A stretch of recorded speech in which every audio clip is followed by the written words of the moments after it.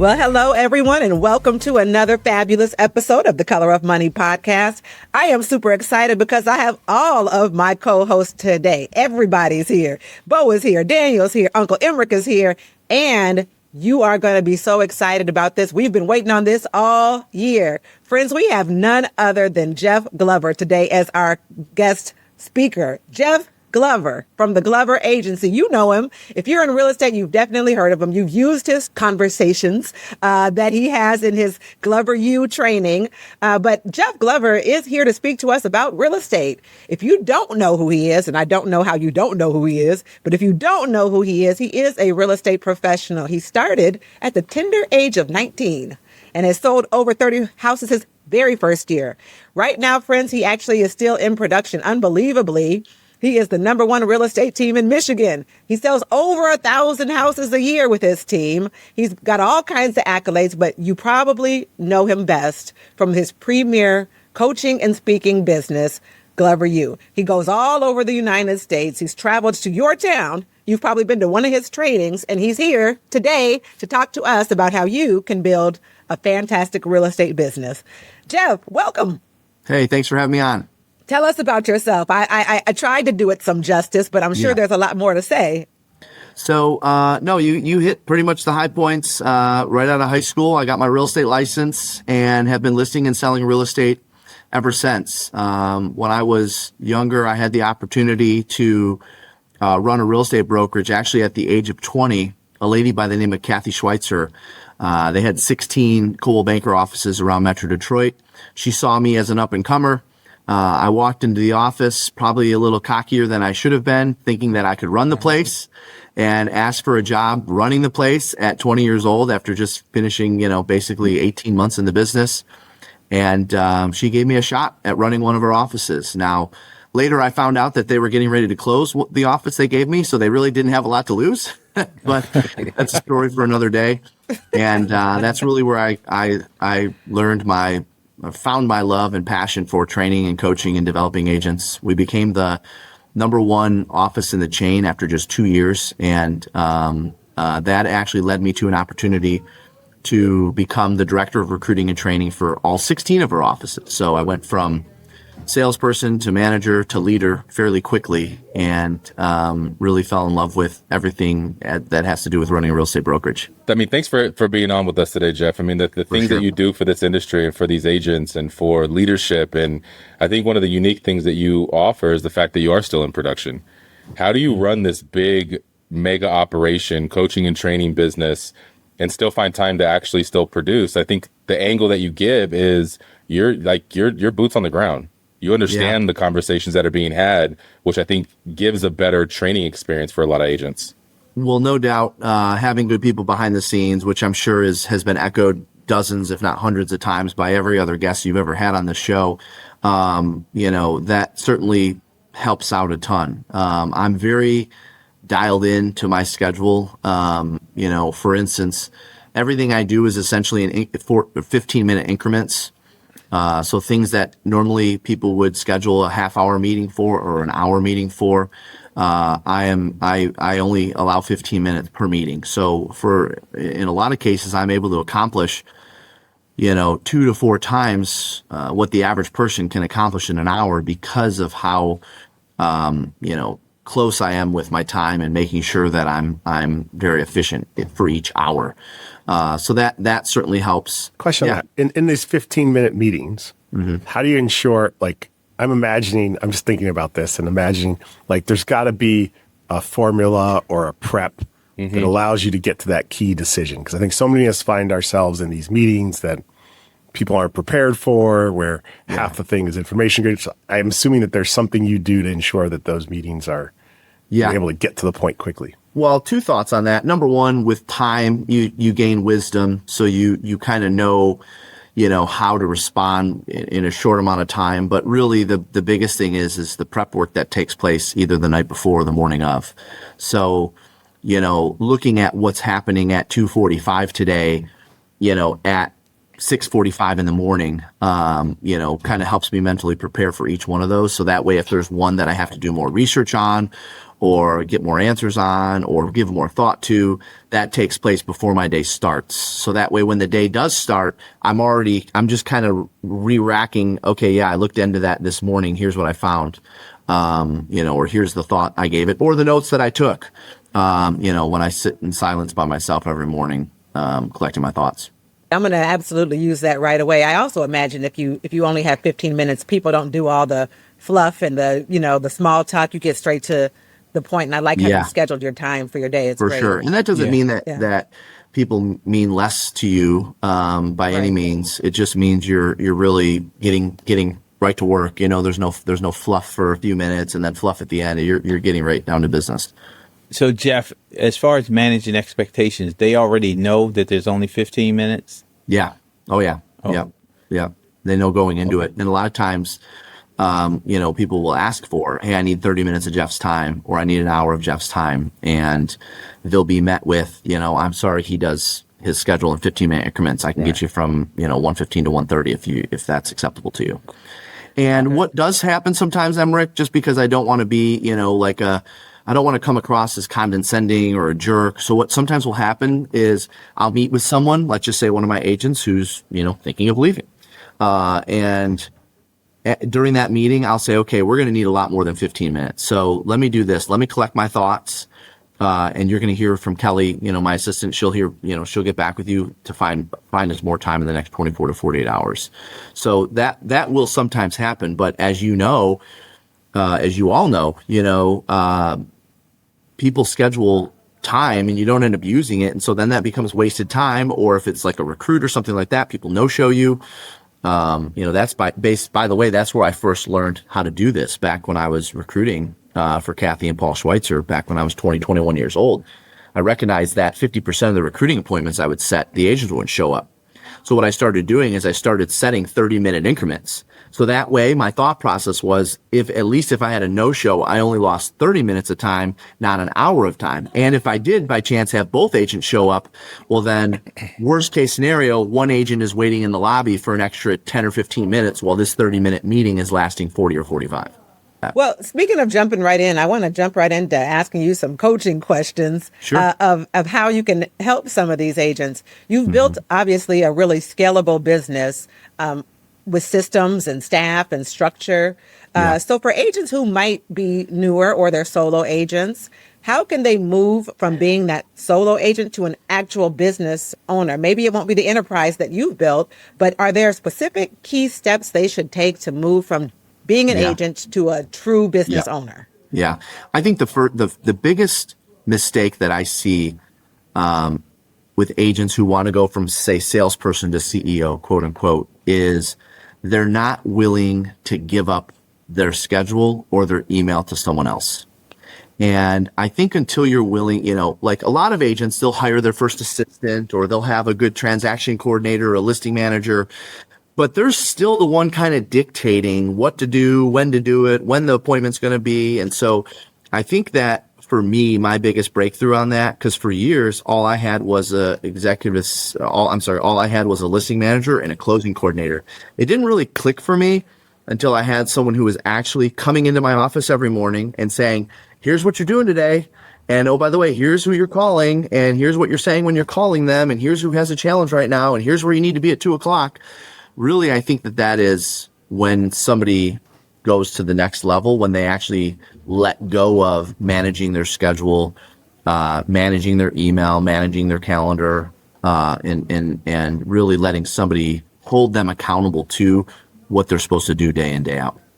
Yeah, Jeff, obviously, I'm a big fan because I've had my folks come to a couple of different places for you. Sure. And one of the things that I love about what you do is it's practical. It's practically based, and it's based in a place where you're actually still a practitioner. Mm-hmm. So you're not spouting theory and what you think might work in this market or some things that might happen if you do this. You're speaking about things that are actually happening in real life action, like 3D, 100% in your face. Sure. What would be your advice to the agents in this condition where we're doing business with all of the transition? What would you say the number one thing that they should focus on?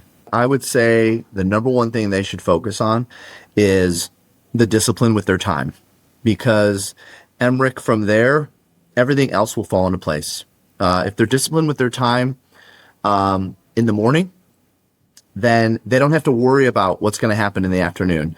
If they have a start time and it's the same every day, they're showing up to either their office or their home office every day, then what I have found is consistent activities in an agent's personal life in the morning will lead to consistent activities in their business life. And so if they can figure out a way to be consistent in the morning personally, that will leak into their business life, and they're going to, it's almost like a natural progression of they're going to want to be consistent in their business routine. And if they're consistent in their business routine, which would include making contacts, doing lead follow-up, generating business in the morning, which is our rule. My rule has always been, the morning we find business, the afternoon we service it. The morning we find it, the afternoon we service it. I don't care what time you wake up. I don't care what time you get in the office. The morning you find business, the afternoon you service it. If you can just find business every single morning and that's your focus every single morning, and you do it at the same time every single morning, then naturally the consistency of the appointments gone on is going to start showing up. The consistency of contracts signed from the appointments gone on is going to start showing up. And the key is, Emerick, never dialing back when you get busy, because that's what ends up happening. They end up, right. I call it yo-yo business. Good month, bad month, good month, bad. Top producer one month, nowhere to be found the next month, because when they get busy, they let their foot off the gas and they wake up and they immediately start servicing instead of waking up and going and finding their next client. Well, Jeff, I want to stay there for a second. How do you hold accountable for team owners, people who have agents that report to them? What does accountability look like lead generating every morning is not fun. Is it a deal breaker? Is it an encouragement? Is it you're doing this or you're not going to be here anymore? What does that look like for our team owners that are on? Yeah, great question. So it's determining what everyone's contact to closing ratio is. And everyone has one. At the end of the year, the first time you do it, you might have to kind of estimate. All right, Amy, how many closings did you have this year? Approximately how many contacts are you making per day right now? And you take the total contacts, you divide it into the closings, and you're going to arrive at a contact per closing ratio. And then from there, of course, the first year you have to estimate, but from there, once you have that number figured out where they're actually tracking their contacts, which by the way is a whole nother discussion, what I have found is the reason why agents don't track their contacts because they don't understand the value of knowing that number. If they don't understand of knowing the value of tracking them, they're not going to track them. So if I know, to your question, Daniel, that Amy is 100 contacts to a closing, and when Amy says she wants to go from 20 closed in 2025 to 30 closed in 2026, then that's 1,000 more contacts for the year, which sounds like a lot, but divided by 250 working days is actually 4 more contacts per day. Yeah. So then as part of Amy's business plan, Amy establishes what that contact per day number is. It's her number. It's not my number. It's not the number I gave her. She came up with it based on her own ratio. And so then I just asked a simple question. Amy, would there be any value in us holding you accountable to the contact number per day? Nope. I need that accountability. I need somebody to ask me regularly. Okay, great. So then in your one-on-ones each week, we're going to ask you how you're doing, right? So we arrive at a contact per closing number.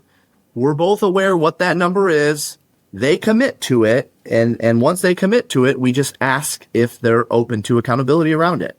And if they say yes to that, which most do, then now you have permission to hold them accountable. And you have the piece that you're holding them accountable to, which for us, it's contacts per day. Now, what would you say for a newer agent that's starting? I know every market's different, every business is different, but what would you use as an example for a contact to close ratio for a new agent? I kind of look at it like this: 50 or less is considered pretty good. You're probably very experienced. You probably have a database that's feeding you business. 50 or less is pretty good. 50 to 100, I would consider better than average. 50 to 100 contacts to a closing is better than average. 100 to 150 is about average.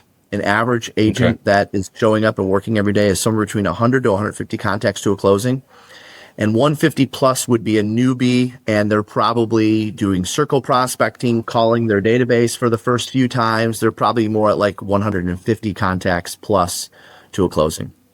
And that's just anyone who answers the phone, right? That's not actual real estate conversation? Correct. Yes, correct. And not to get too specific on it, but if we were to go down to the sources, you're right. Like 20 contacts to a for sale by owner, for sure you're getting one closing. It doesn't take 100 contact, right? So, but if you mix in database, if you mix in circle dials, if you mix in internet leads, those numbers I shared are all of that kind of mixed in.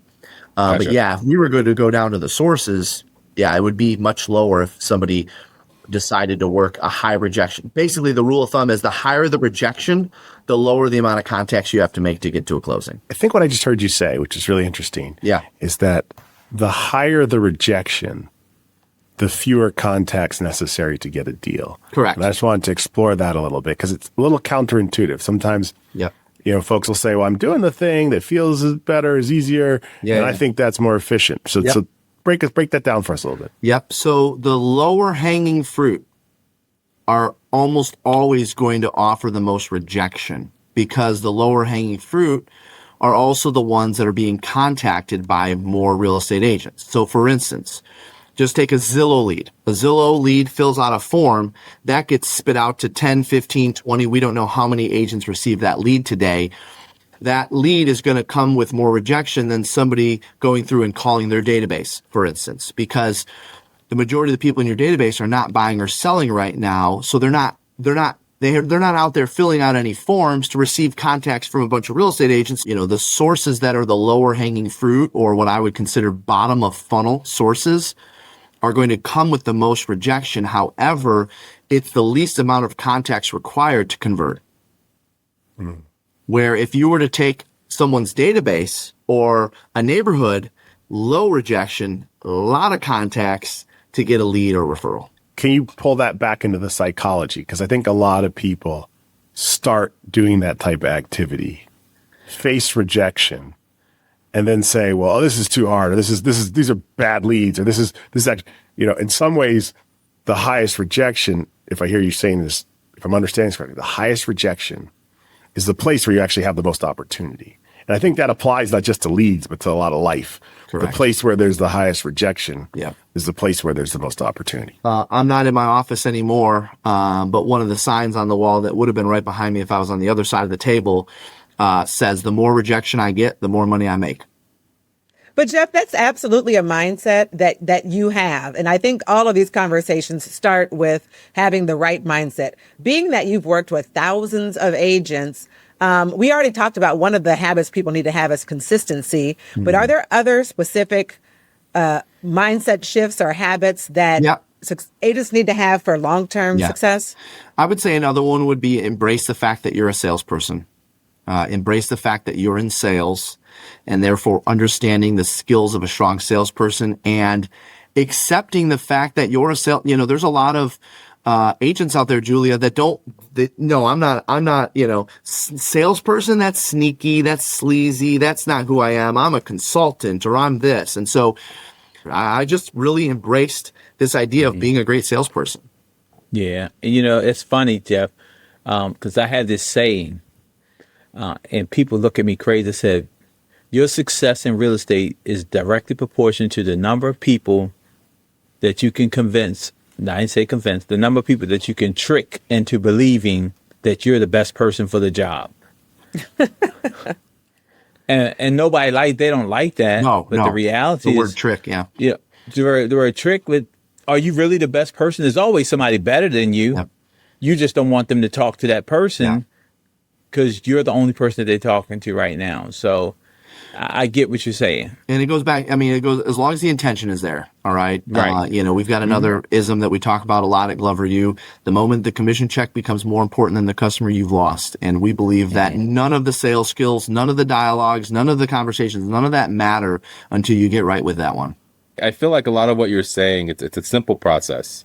It's simple to have a morning routine. It's simple to stay consistent in those activities, but it's not easy for people. What is the one thing you can tell agents or leaders to get their mind right to then stay in this consistent nature of actually performing and doing the work? Because we're seeing this big change in what agents are willing to do now versus what they were willing to do 3-4 years ago. The number one thing is so a discipline and time management problem, okay? A discipline and time management problem is directly connected to a person's burning desire. And if they're not crystal clear on why they're doing it day in and day out, they're not going to have the discipline to come in early. They're not going to have the discipline to follow a schedule, to practice and role play. Are you kidding me? Unless they're crystal clear on what the outcome will be. And I mean, like, not just, I want a new car, I want a new kitchen. Like, no. Crystal clear. What is the life that you desire beyond just improving your life a little bit? Because we understand everyone gets into any business to make some money. We understand that might not be the number one reason why you got into it, but it's got to be the top 2 or 3. So then why are you doing it? And what is the outcome going to be for you and your family when you actually do become number 1 in your county or number 1 in your town? And what are you going to do with that money? Can you tell me the classic activity that I take people through? And I love the question. Every year when they do their business plan, I go through this activity with them. It's called Life at the New Level. All right. So you guys have all been in real estate leadership for years. You know, an agent comes into your office and they sit down, and when you say, okay, what do you want to make next year? And let's just say, now, of course, we've heard for years when they're new, I want to make $100,000, but let's just pretend this is an agent right now already making $100,000. And you say, what do you want to make next year? Well, this is going to be the year I finally I want my 1099 or my tax return or whatever to have a 2 in front of it. I want to make over 200 next year. Okay. So you want to double your income. Yep. I want to double my income. Okay, good. Well, right now you're living off of an $8,000 a month income. Is that right? Yep. I'm making 100 a year. Okay, good. How long have you been making 100 a year? 5 years in a row. Okay, good. So you got a good thing going at 100,000 a year. Yep. And I want to do 200 next year. Okay, good. Now tell me, what's going to change in your life when you're making 200,000 a year? Well, what do you mean? Well, what are you going to do with that money?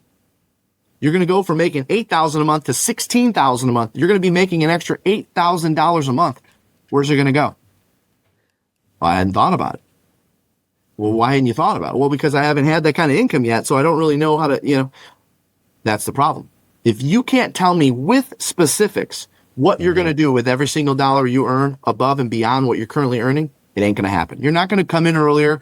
You're going to put together a business plan because we said you had to, but you're probably only going to look at it 3 or 4 times between now and the next three or 4 months. Right. And you're just going to keep doing what you've been doing. You're going to keep getting what you've been getting because you're not crystal clear on why you want that extra $100,000 a year. You can tell me, and I have them draw a line. I take out a sheet of paper. I say, draw a line down the page. I want you to write on the left-hand side what your life looks like today at $100,000 a year. And on the right-hand side, I want you to tell me what your life looks like at $200,000 a year. Until this side is full, it ain't going to happen. Until you can tell me with specifics what you're going to do with an extra $100,000 a year, it ain't going to happen. And so to answer the question, that's where I think. Yeah. So can I shift this a little bit to the wealth building component? Because of course this podcast is called The Color of Money. And Jeff, our tagline is to help people earn more, learn more, and build wealth. So the conversations that you're having about the why tie directly into the long-term goal. How do you coach agents to think beyond just that commission or even just making that extra $100,000 and begins to start thinking about building lasting wealth through their real estate career? So the biggest thing is for us is helping them stay along the line. You guys know, obviously, Gary Keller's been a mentor to me for a long time, since 2009. He used to, back in the day, he probably still does, he used to hold up a sheet of paper and he'd draw a line down the middle. And he'd say, okay, no matter what you do outside of listing and selling real estate, when it comes to investing, make sure if this line is real estate, everything attaches to that line. Do not go outside of that, because that's what that's where your strengths are. And so for us, we usually push our agents down the path of, when we put together their needs and wants for the next year, we push them into investment properties, real estate investing in either rentals or flips or whatever kind of floats their boat, depending on what their interests are. So for us, it's more so about, once they're checking all the boxes of things that they are enjoying in their life and in their lifestyle, then it's okay. Now it's time to think about, what's next for you. And that what's next path is usually, we at least push them or help them understand that real estate investing is a good path for them to go down. And so then it becomes, okay, how much do you want to earn based on how many properties you want to buy or how many down payments you're going to be putting down? Then that conversation, Julia, becomes part of the annual business plan conversation.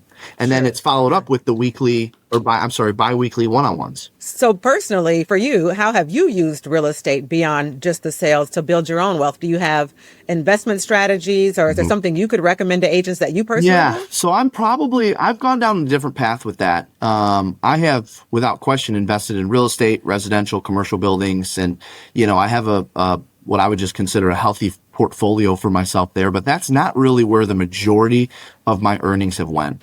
The majority of my earnings have went outside of course, lifestyle, but the majority of my earnings have went back into actual businesses. And so, Glover U is for instance. I invested a lot to get Glover U off the ground. And even still to this day, I'm proud to say, and some people would say, well, why do you do it? You're not even making money. Now, I think about the long term, but I'm proud to say I haven't taken a single dividend out of Glover U since its inception in 2017. Wow. Now, don't get me wrong. I've made money on speaking and so forth as a speaker, but in terms of profits out of the company, no, they've all been reinvested to help it grow faster. And so I've just been of the opinion, and that's with anything, whether it's title. I didn't get into like a title JV because I wanted to earn extra income on title. I started a title company with the goal of becoming the number one title company in the state of Michigan. And so because of that, because of making the decision to make a difference and change the process in title, it took a little bit more money. And I operate a title company that operates at a lower margin than most title companies in the state. But we can say we do things differently because we have A, B, and C, and that leads to helping us generate more business and grow that company. So I probably am not the classic, all right, you earn the income and then you go invest it here. I mean, obviously I've invested in brokerages and so forth, but most of my income has been invested back into businesses, not necessarily real estate. I was going to ask a question because from my vantage point, it appears you've done an amazing job of either building, like in your sales team, a platform, or working closely within larger platforms like a Keller Williams or when you were starting Cold Banker to build your business. And so I'd love to understand a little bit about your thought process about how when you're building one of these businesses, it can add to, leverage off of, feed off of, expand through an existing network, an existing platform, and how you think about this sort of entrepreneurial connection and leverage and how that works. Yeah, so great question. And I don't know if it's going to answer it perfectly, but it's along the same lines. And that is, I never started another business unless I had somebody else that I believed in that could do a good job with it. When I think about, some of the brokerages, it was only because I had a good leader that I believed in. When I think about Glover U, Kate Simon, she was the original coach. Her and I had been talking for years prior to Glover U even becoming a thing. And I wasn't going to do Glover U unless I had a Kate Simon, who is, pretty much, the head of the coaches and what's happening there. Kathy Schweitzer, I got back into business with Kathy Schweitzer. The same lady that hired me to run her office while I was 20 years old is now the CEO of Glover U and, is working with my brokerages. So I think, I'm not sure if this is an exact, but like, okay, for instance, today I look at Gary Keller and I know he talks about the lattice effect, specifically when he talks about wealth determiners. He says, choose the people that you determine wealth for wisely. And so therefore, if you choose a good wealth determiner, then they are in turn going to pour back into you so that way you do better and provide more wealth for them. Like I'm on board with that. I understand that, I'm not trying to shortchange that step. So I think that is something I've really taken to heart, choosing wealth determiners and determinants, the people that you also determine wealth for, wisely. And that's why anything I do, I don't usually do it alone. There's one other person that I'm attached to in whatever that is. Great. Hey, Jeff. Yeah, we talked about the wealth thing. Now, because we got to give a shameless plug, and we got to make sure that people understand the whole real estate thing. You're coming to my market center with. I'm sorry. Go ahead, Emerick. Go ahead and give your plug. Yeah, I mean, it's real. I mean, yeah, let's go. you come into our market center with Sales Rocket, right? Yeah. Clearly, the conditions in which we do business are different. Why would somebody want to come to Sales Rocket? I mean, why would an agent want to come to Sales Rocket? Why would an agent want to do business differently than the way they've been doing business? Why? Well, I would say because I'm winning in this market. Our sales didn't go down over the last 2 years. Our sales went up. And so we have had to change a few things in our business model to continue the lead flow, to continue the listings. Listings are the name of the game. It's still our number one source of business. And, I'm still in the trenches. So I know exactly what agents are experiencing. Okay. So, all right. What did you have to change? We want to walk away with some practical things so people can really have a conversation about their business.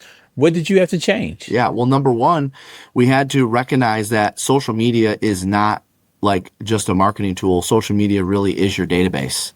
And so, we don't, for instance, we don't post. I'll give you a controversial hot take here. Our agents get in trouble when they use platforms like Canva because it's the lazy way out.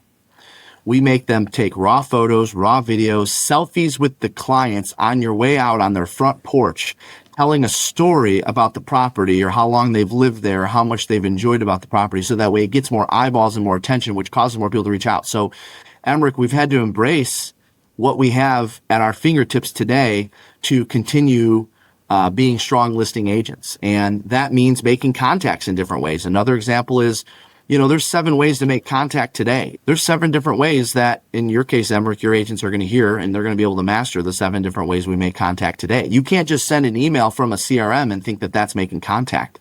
Your subject lines, your first sentence in the email, all of that. Like, for instance, at our last event, at our January summit, I actually taught how to prospect using email. That's not something that you hear about too often. And most people say, well, my open rates are so low. Why do I want to learn to prospect using email?